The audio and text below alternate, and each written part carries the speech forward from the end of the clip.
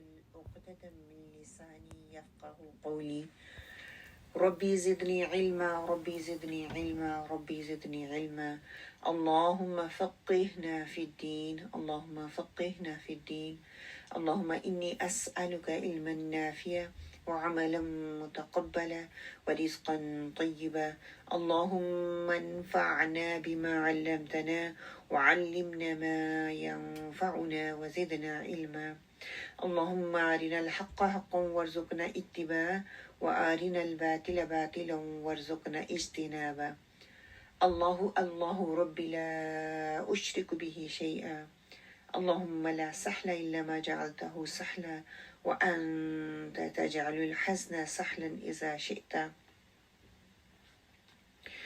فوض أمري إلى الله إن الله بصير بالعباد آمين اللهم آمين اللهم ثبتنا عند الموت بلا إله إلا الله اللهم اجعلني أحبك بقلبي كله وأرضيك بجهدي كله يا رب لك الحمد ينبغي لجلال وجهك سلطانك اللهم ربنا لك الحمد بما خلقتنا ورزقتنا وأن قطعنا وفرجتنا وأن لك الحمد بالإيمان ولك الحمد بالإسلام ولك الحمد بالقرآن أما بعد فأعوذ بالله من الشيطان الرجيم بسم الله الرحمن الرحيم इंशाअल्लाह ताला आज जो टॉपिक हम कवर करेंगे कि कामयाब ज़िंदगी गुजारने के तरीके वो फाइंड आउट करने की कोशिश करेंगे how to live a successful life या आप दूसरे अल्फाज में ये कह सकते हैं कि दूसरों में इज्जत कैसे हासिल की जाए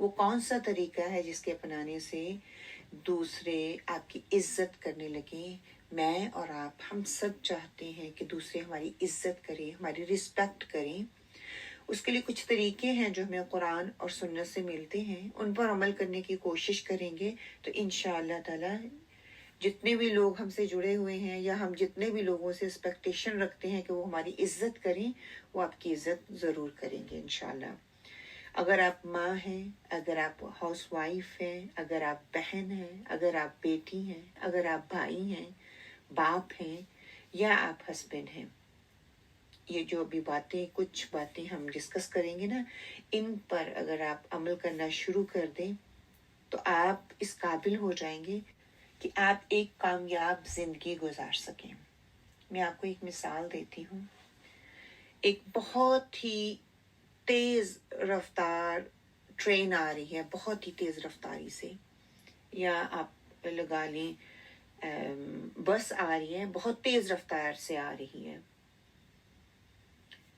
अगर ड्राइवर को उस ट्रेन को रोकना पड़े या उस बस को रोकना पड़े उसको ब्रेक लगानी पड़े और मालूम हो जब वो ब्रेक लगाता है तो उसको मालूम हो कि ट्रेन की ब्रेक जो है वो काम नहीं कर रही या बस की ब्रेक काम नहीं कर रही तो आपको क्या लगेगा क्या होगा ट्रेन होगी तो उसमें एक क़यामत बर्पा हो जाएगी एक हलचल मच जाएगी लोगों को अपनी अपनी पड़ जाएगी कि अब होगा क्या अगर बस है तो बस में भी यही हालात होंगे लोगों के अंदर हलचल मच जाएगी एक क़यामत का सा मंजर होगा सारे के सारे मुसाफिर जो होंगे वो पैनिक हो जाएंगे चीखें मारने लग जाएंगे हर कोई यही सोचेगा कि मौत आने लगी है अब इस सिचुएशन में कौन कामयाब होगा जिसको थोड़ा सा अंदाजा होगा कि इस ब्रेक को कैसे टैकल करना है या ये ब्रेक कैसे लगाई जाएगी अगर ये फेल हो चुकी है या उनके पास इसका कोई बैकअप होगा क्या वही इंसान इस ट्रेन में कामयाब है ये ट्रेन एक आपकी जिंदगी आप इसको लगा लें कि जिंदगी की मिसाल है ये जिंदगी कभी ऐसे मोड़ पर चली जाती है जो हम उसको ना एक्सपेक्ट नहीं कर रहे होते इंसान की जिंदगी में दो तरह के मसले आते हैं एक वो मसले होते हैं जिनको इंसान हल कर सकता है दूसरे वो जो आपको मालूम ही नहीं होते कि मसला आया कहाँ से मसला हुआ कैसे इसकी मिसाल हमें कुरान पाक में मिलती है हज़रत यूसुफ अलैहिस्सलाम के बचपन की देखिए बचपन में ही भाइयों ने उनको कुएं में फेंक दिया उनका कोई कसूर नहीं था और ना ही वो चाह रहे थे कि उनके भाई उनको कुएं में फेंक कर चले जाएं اس طرح کی پرابلمز انسانوں پر بھی کبھی کبھی آ جاتی ہیں. انسان سوچتا ہے میرا قصور کیا تھا، یہ چیز میرے پاس کیوں نہیں ہے، یا یہ چیز میرے ساتھ ہی کیوں ہو رہی ہے. یہ اللہ کا امتحان ہوتا ہے. قرآن ہمیں یہی بتاتا ہے. اب بریک فیل ہو گئی زندگی کی، آپ زندگی بہت اچھے سے گزار رہے تھے، ہر چیز بہت اچھے سے گزر رہی تھی، چل رہی تھی، اچانک سے ہوتا کیا ہے، زندگی کی گاڑی کی بریک فیل ہو جاتی ہے. اب یہاں پہ کون کامیاب ہوگا؟ ایک تو وہ جس کو پتا ہے کہ بریکس فیل ہوگی، اس کو ٹیکل کیسے کرنا ہے، یا وہ جس کو پتا ہی نہیں ہے کہ بریک جب فیل ہو جاتی ہے تو اس کو ان کے ساتھ کرنا کیا ہے. اب آپ بتائیں، وہی کامیاب ہوگا نا جس کو پتا ہے کہ یہ جب بریک فیل ہو جاتی ہے تو اس نے کرنا کیا ہے. جس کے پاس علم ہوگا کہ ٹرین کی بریک جب فیل ہو تو اسے کنٹرول میں نے کیسے کرنا ہے، کیسے اس کو میں نے ڈیل کرنا ہے. جس کے پاس علم ہی نہیں ہے تو وہ ان لوگوں کی طرح ہے جو چیختا ہے، چلاتا ہے، اس کو سمجھ ہی نہیں آ رہی ہوتی کہ اب کرے کیا، جن کو کچھ علم ہی نہیں ہے اور کوئی ان کی مدد کو نہیں آئے گا. اب موت نظر آ رہی ہے. اللہ تعالیٰ بھی انہی کی مدد کرتا ہے جو اپنی مدد خود کرتے ہیں. اللہ نے قرآن بھیجا کس لیے؟ اس کو پڑھو، اس سے سیکھو اور دوسروں تک یہ پیغام پہنچاؤ اور سیکھو زندگی کیسے گزارنی ہے. کیا اللہ نے اس کو صرف چومنے کے لیے بھیجا تھا کہ اس کو چومو اور شیلف کے اوپر رکھ دو بہت خوبصورت غلاف لگا کر؟ اللہ نے اس کتاب کو ہمارے ہاتھوں میں اس لیے تھما دیا تھا کہ ہم اس سے سیکھیں. اگر نہیں سیکھیں گے تو اللہ سبحانہ و تعالیٰ سورۃ طٰہٰ میں کیا فرماتے ہیں کہ بتا دینا ان کو جو میری وحی سے منہ موڑ لیتے ہیں اس کے لیے تنگ زندگی ہے. وہ زندگی میں تنگ ہوگا، زندگی اللہ تعالیٰ اس کے لیے تنگ کر دیں گے. اور وہ لوگوں کی دل آزاری کرتے ہیں، وہ بہانے کیا کرتے ہیں کہ میں سچ بولتا ہوں. ہمیں اس چیز سے بچنا ہے. کیوں؟ کیونکہ اللہ نے نبی کریم صلی اللہ علیہ وسلم کی حدیث میں آتا ہے نا کہ سب سے زیادہ پختہ ایمان ان لوگوں کا ہے جو بیسٹ ہیں اپنے کردار میں. Who are the best in their character. Those are who is to socialize with others. جن سے لوگ بات کرتے ہیں، جن سے بات کر کے لوگ فخر محسوس کرتے ہیں، جن سے بات کرتے ہوئے لوگ گھبراتے نہیں ہیں اس کے غصے سے، اس کے مزاج سے، اس کے ٹیمپر سے، اس کی بیہیویئر سے. And those who are get along with others and other get along with them. ترمذی کی یہ حدیث ہے. جو دوسروں کے ساتھ بڑے اچھے سے منگل اراؤنڈ ہو جاتے ہیں، بڑے اچھے سے معاملات کرتے ہیں اور دوسرے ان کے ساتھ بڑے اچھے سے معاملات کرتے ہیں، ان کو فیئر محسوس نہیں ہوتا، لوگ ان کے ساتھ کمفرٹیبل ہوتے ہیں اور وہ لوگوں کے ساتھ. یہ ہے کمپلیٹ ایمان. ہمیں ان کے جیسے بننا ہے. کہیں ایسا تو نہیں کہ لوگ ہماری زبان کے فتنے سے، ہم سے نہ ملنے کے بہانے ڈھونڈتے ہیں. کیوں؟ کہ ہماری زبان کا فتنہ ایسا ہے. اور ایسے لوگوں کے لیے اللہ تعالیٰ قیامت والے دن میں کہتے ہیں کہ ناراض ہوں گے، منہ موڑ لیں گے اس سے.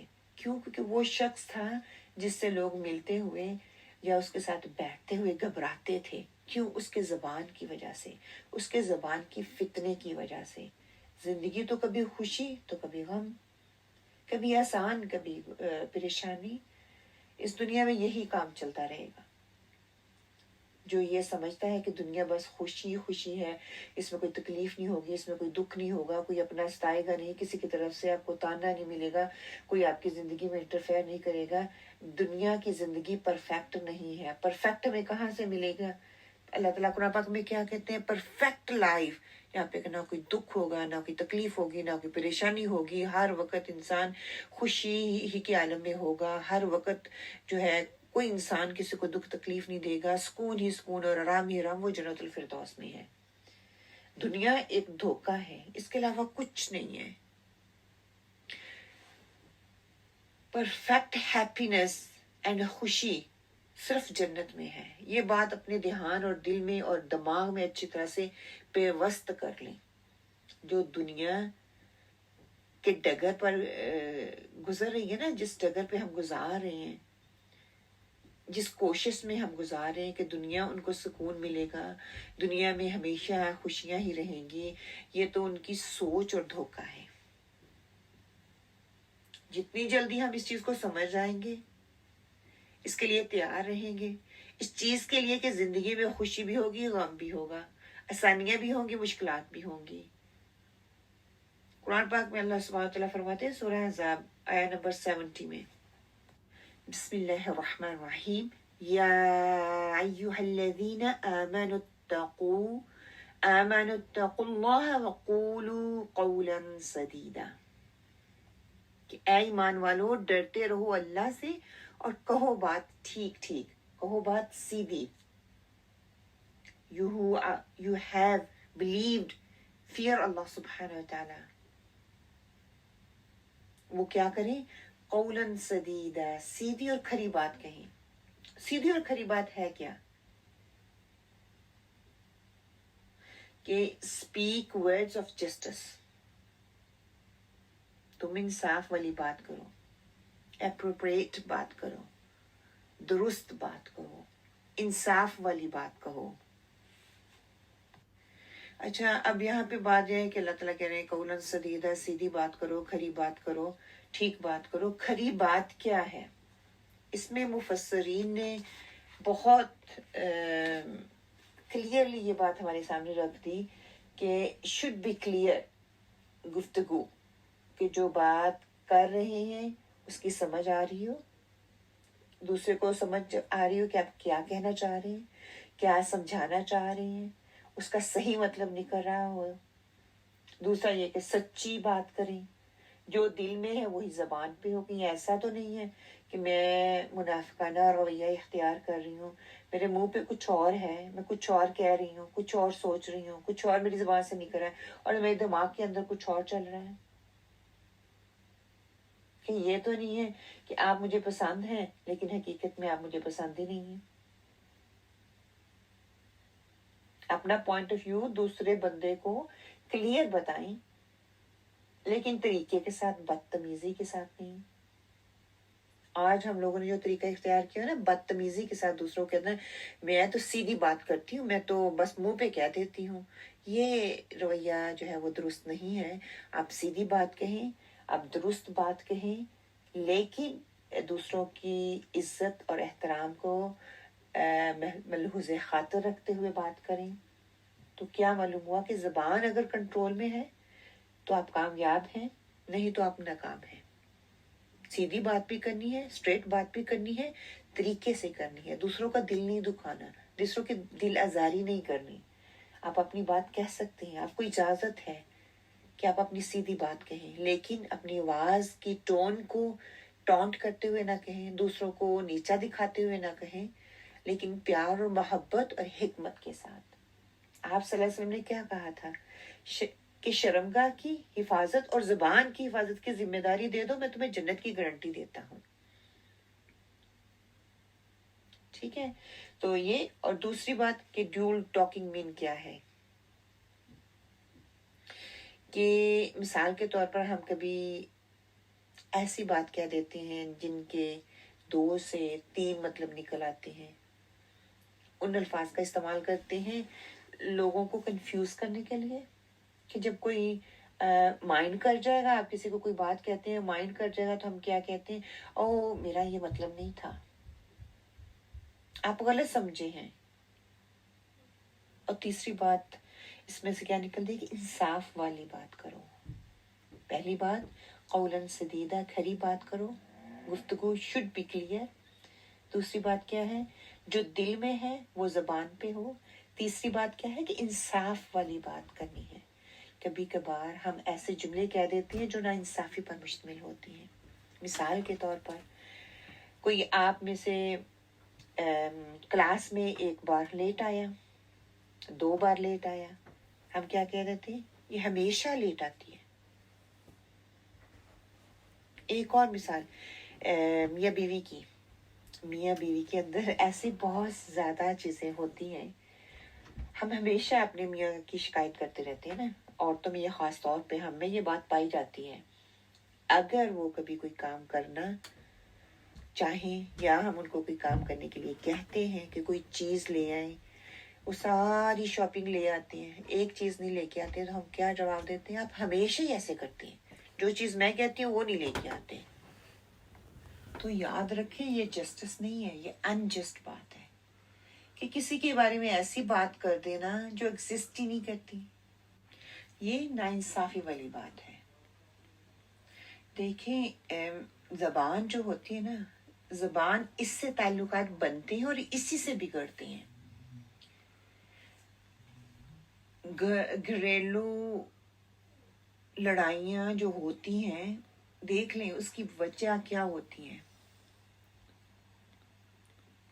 ہم کیا کہتے ہیں، امیاں کوئی دیکھ لیں، آپ لیٹ آئیں، آپ نے تو کہا تھا کہ میں 10 بجے آ جاؤں گا یا 10 منٹ میں آ رہا ہوں، آپ جھوٹ بولتے ہیں، آپ اپنی زبان کے پکے نہیں ہیں، آپ ہمیشہ ایسا کرتے ہیں، آپ کبھی بتا کر ہی نہیں جاتے. کہ زبان کا پکا ہونا ایک مسلمان کے لیے بہت امپورٹنٹ ہے، جس کا ہم اندازہ بھی نہیں لگا سکتے. حضرت عمر کی تاریخ میں ایک واقعہ آتا ہے رضی اللہ، شاید آپ لوگوں نے اس کو پہلے سنا ہوا ہو. مجھے یہ واقعہ بہت متاثر کرتا ہے. جب بھی اگر ہم زبان کی بات کرتے ہیں نا تو سبحان اللہ. ایک شخص تھا، اس کے کھیت میں دوسرے لوگوں کے اونٹ چرنے کے لیے آ گئے، اس نے پتھر اٹھا کر اس کو مارنا تو وہ اونٹ کو چاہ رہا تھا، لیکن ہوا کیا کہ دوسری سائڈ پہ بیٹھے ہوئے جو لوگ تھے نا، پتھر ان کو جا کے لگا اور ان میں سے ایک انسان کو، ایک شخص کو لگا اور وہیں پہ فوت ہو گیا. اب اس کے بیٹوں نے کہا کہ اس کا قصاص ہوگا. ایک دن کی اس نے مہلت مانگی اور کہا کہ میرا ضروری کام ہے، وہ کر کے میں واپس آ جاؤں گا، تو آپ اپنا قصاص پورا کر لیجئے گا. ان لوگوں نے کہا یہ بھاگنے کی کوشش کر رہا ہے. وہاں پر کہتے ہیں کہ ابو ذر غفاری رضی اللہ بیٹھے ہوئے تھے، انہوں نے اس بندے کی گارنٹی دے دی، حالانکہ وہ اس پتھر مارنے والے انسان کو جانتے نہیں تھے. انہوں نے کہا کہ میں اس بندے کی گارنٹی دیتا ہوں یہ بندہ واقعی واپس آ جائے گا. حضرت عمر رضی اللہ تعالیٰ اور باقی جتنے بھی صحابی وہاں پہ بیٹھے ہوئے تھے بڑے حیران ہوئے کہ حضرت ابو ذر غفاری کس بات پر گارنٹی دے رہے ہیں. یہ تو جانتے بھی نہیں ہے کہ وہ شخص چلا گیا تو واپس نہیں آئے گا. بہرحال انہوں نے ابو ذر غفاری رضی اللہ تعالیٰ نے اس بندے کی گارنٹی دے دی.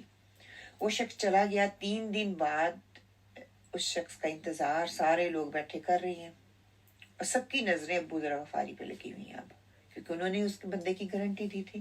اور ابو ذر غفاری کو دیکھیں، وہ بہت ریلیکس بیٹھے ہوئے ہیں.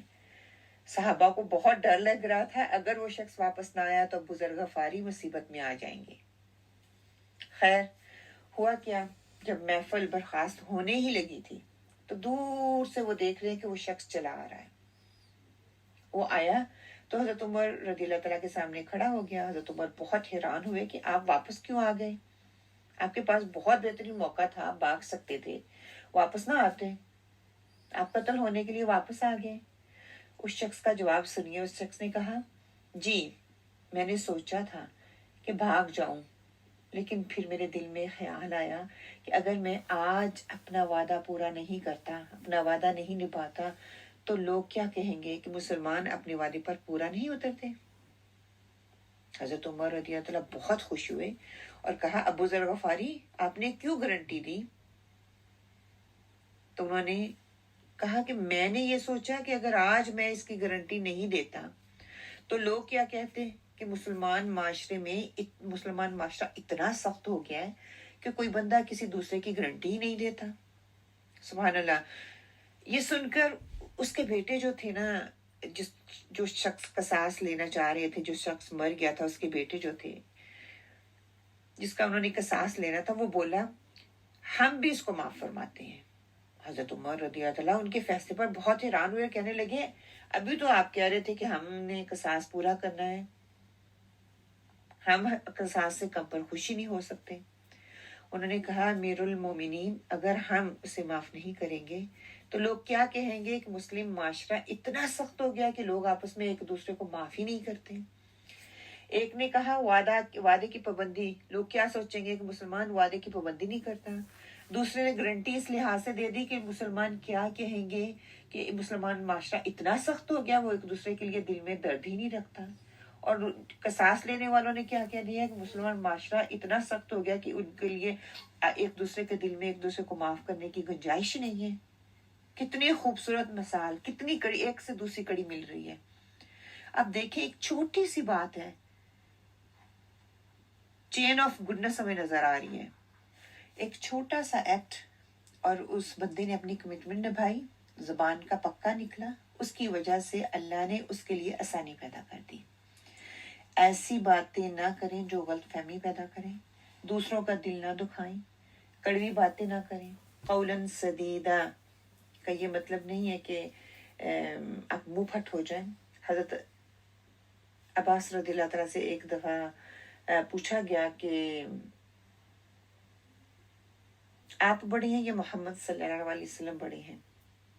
عمر میں تو انہوں نے کہا کہ بڑے تو نبی صلی اللہ علیہ وسلم ہیں، لیکن پیدا میں پہلے ہوا تھا۔ کتنی خوبصورت بات انہوں نے کہی کہ عمر میں تو میں بڑا ہوں لیکن